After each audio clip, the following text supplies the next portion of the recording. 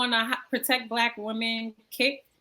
I'm always on a protect Black women kick, but this particular story is throwing me because it's had so many twists and turns. But if you have been watching mainly social media and hopefully national news soon, Lauren Smith Fields is a young woman from Connecticut, 23 years old, on Bumble. As most people use dating apps for a plethora of reasons, they're looking for their soulmate, looking for love, looking for a hookup, looking to invite people into their marriage or whatever. She met a man, they went on a date, and the man's name has been withheld from reports and media, I guess, to protect him. But I'm here to protect Black women, as I said. So we have to make sure we are speaking out about this story. But they went on a date and ended up at her home. And I don't know if the full date was at her home or just the end of it. But allegedly, she fell asleep on the couch. He then picked her up and carried her to her room, to her bed. And so I want to pause here because I forgot two major pieces of this story is that Lauren is a young Black woman at 23, and this Bumble date is a white man who is 10 plus her senior. And so she fell asleep on the couch. He takes her to her bedroom and he wakes up very early to use the restroom. She appears fine. She's snoring in the bed. He goes back to sleep, wakes up a few hours later to find her unresponsive with a lot of blood in her nose. He calls the police. They come.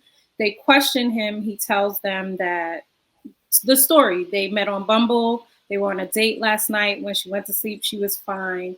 He said she drank a lot of alcohol. But the interesting thing about that particular moment is that the police did not continue to question him or arrest him or hold him accountable in any way for what happened to Lauren. They let him go, claiming that he seemed like a nice guy. It's in Connecticut.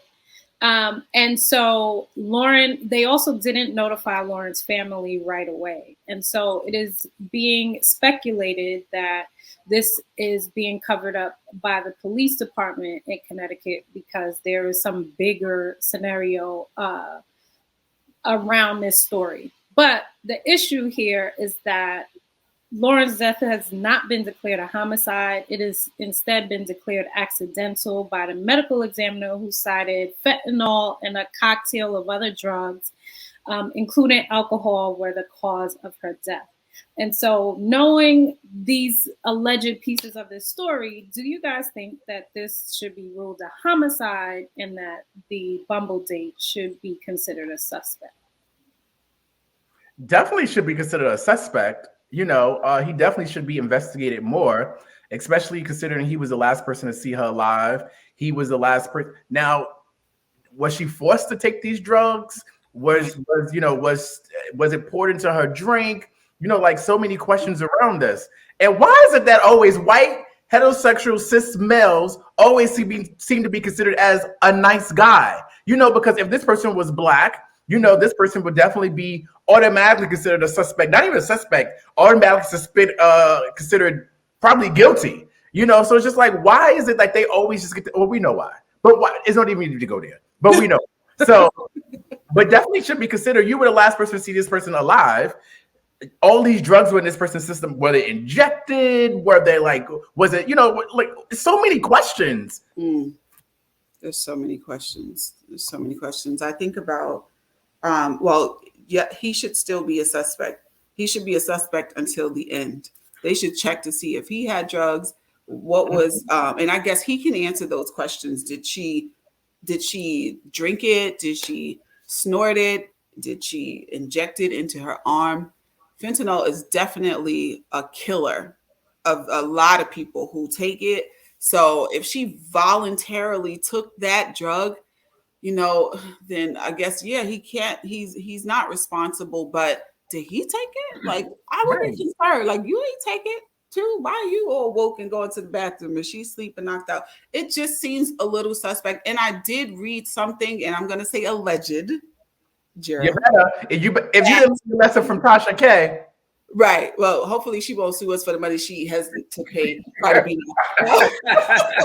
But I'm sorry, in all seriousness, but I just feel like when I think about it as a parent, like, oh my God, as a mother, if my daughter was involved in something like this and she was dead, and to just be left with no answers, it would be devastating and heartbreaking.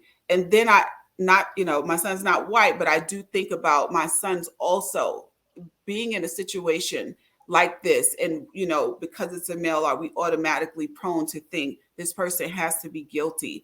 It's just really, really loaded. And I just think right now we don't have enough answers at all. But I think the fentanyl is, I don't understand why he didn't take it. I want to know if he took it. So really quick to jump in about that, I am hearing street talk and just watching different things that people who party do coke. The streets there is tricky getting product, and so they're substituting with fentanyl. And sometimes people don't even know when they're snorting that it is fentanyl that they are snorting within this cocktail. So that could be, we don't know, speculating, alleged. But Gerald, what do you think in regards to like his role? Moving her from the couch to the bed and being frantic when the police arrive, but still seeming like a nice guy. It's all very questionable. I mean, most serial killers were nice guys, right? We talk about Ted Bundy; he was the ultimate charmer. You talk about the other serial killers; they were extremely charming, yet narcissistic.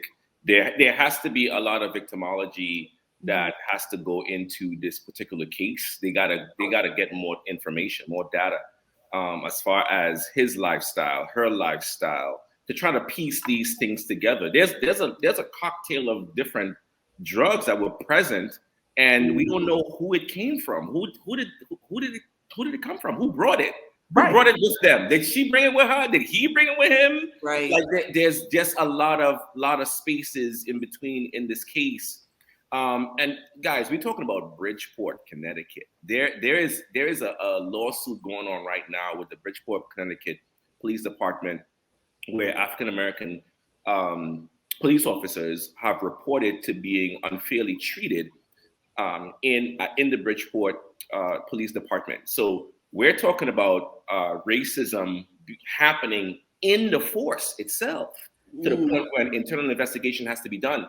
So we're looking at, so in that particular situation, we're already, against the 8 ball, because the cops are going to come in and they're going to do a subpar job. They're not going to follow up on anything. They're not going to ask questions. They're going to see a young Black woman. They're going to see a white male who looks like a nice guy, and they're going to rule it accidental. And I think it's unfair. And I really hope that there's justice for this young woman. And this is unfair online dating. I am an advocate for online dating. I've been doing it for years, and nothing has ever happened to me. Maybe you're the problem. And so to that point, right? A lot of people, I thought it was very interesting that a lot of people were pressing Bumble to make a statement or release like information about the communication he and her had on the app prior to that point. And I really don't feel like Bumble was required to release a statement. Like the people use the platform and agree to the terms and conditions that Bumble has, but that doesn't mean like, because if we're going to name what some aren't naming as an issue, like I don't agree with her having this man in her home the first time she met him in person ever and sleeping over, right? Bumble didn't make her do that, right? Bumble didn't make him do that.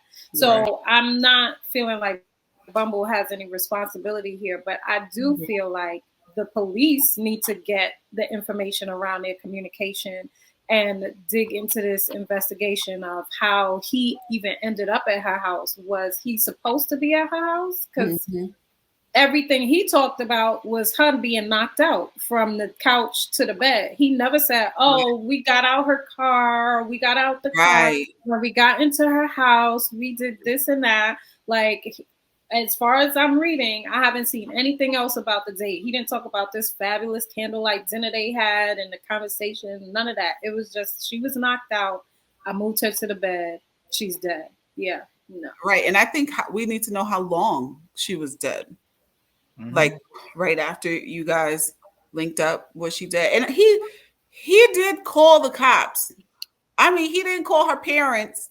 And I don't know, maybe he didn't have access to that information because that did come up. That was something I heard, that he didn't even call the parents and say, hey, this happened. Is there any way that I can help you? And I can see as the parent, why are you not calling me? Why would you not want to give me some resolve, something to go off of? But I can also see as a person who is about to go to jail potentially, how I could be very afraid to say anything at this point. And, you know, I can see both sides of it. It's a really, really, really horrible thing that happened. Oh my God. It just really makes me sick to my stomach. It really makes me sick to my stomach because we are in a world where people are dating on the sites like Maurice. Renata, are you on the sites dating?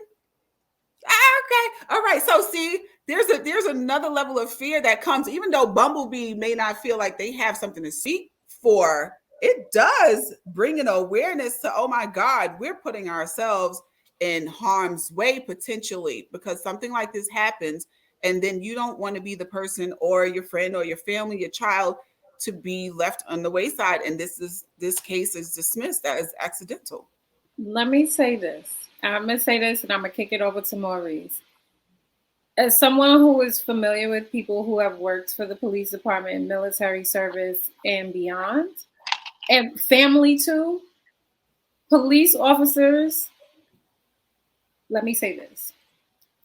A white man who is in that situation and calls the police frantically and remains unidentified to the public is likely a police officer because they protect their own. Yeah. I'm not a prophet. I don't call myself a prophet or nothing. But if we find out that this man is a police officer, it would make sense. Well, some information that I saw was that he's not a police officer, but he's very well connected to the Bridgeport Police Department. They didn't say how, but he is definitely connected to the Police Department of Bridgeport. Yes. Well, all I'll just say is we need justice for Lawrence Smith Fields. Yes, we do. Immediately.